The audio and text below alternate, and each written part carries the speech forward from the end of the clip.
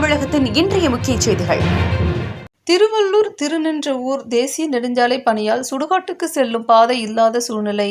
5 kilometre தூரம் சுற்றி செல்ல வேண்டிய அவலம். கோரிக்கை விடுத்தும் நடவடிக்கை எடுக்காததால் கிராம மக்கள் போராட்டம். சென்னை திருப்பதி தேசிய நெடுஞ்சாலை திட்டம் திருவள்ளூரில் இருந்து ஆந்திர மாநிலம் ரேணிகுண்டா வரை அமைக்கப்பட்டு போக்குவரத்து பயன்பாட்டில் உள்ளது.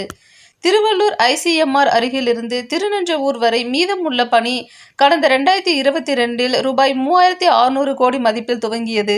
இதற்காக திருவள்ளூர் ICMR அருகிலிருந்து பெரும்பாக்கம் ஏரி, காக்கலூர், தண்ணீர் குளம் கடந்து செவ்வாப்பேட்டை, வேப்பம்பட்டு வழியாக திருநின்றவூர் வரை பணி விறுவிறுப்பாக நடைபெற்று கொண்டிருக்கிறது.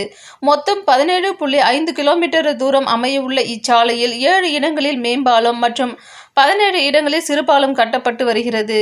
இந்த நிலையில் 2500 குடும்பத்தை சேர்ந்தவர்கள் செவ்வாப்பேட்டை மற்றும் அதனை சுற்றியுள்ள பெரிய காலனி, சின்ன காலனி, வீட்டு வசதி வாரிய குடியிருப்பு, சிறுகடல் போன்ற 10க்கும் மேற்பட்ட கிராமங்களை சேர்ந்தவர்களில் யாரேனும் உயிரிழந்தால் அவர்களது உடல்களை கொண்டு செல்லும் பாதை இந்த தேசிய சாலையால் அமைக்கப்பட்டுள்ளது. இதுகுறித்து செவ்வாப்பேட்டை ஊராட்சி மற்றும் சிறுகடல் ஊராட்சியை சேர்ந்த பொதுமக்கள் மாவட்ட கலெக்டர் மற்றும் தேசிய நெடுஞ்சாலைத்துறைக்கு கோரிக்கை மனுவை அளித்தனர்.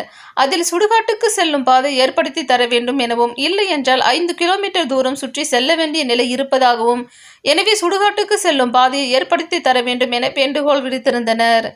ஆனால் கோரிக்கைகள் எதையும் பரிசீலிக்காமல் தேசிய நெடுஞ்சாலை பணிகள் விறுவிறுப்பாக நடைபெற்று வருவதால் செவ்வாப்பேட்டை கிராம மக்கள் சுடுகாட்டுக்கு செல்லும் பாதை ஏற்படுத்தி தர வேண்டும். பள்ளிக்கு செல்பவர்கள், பாலிடெக்னிக் மற்றும் வேலைக்கு செல்பவர்கள் மிகுந்த சிரமத்திற்கு ஆளாக வேண்டி இருப்பதால் பாதை ஏற்படுத்தி தர வேண்டும் என்றும், இல்லையேல் தொடர் போராட்டம் நடைபெறும் என்றும் தெரிவித்துள்ளனர்.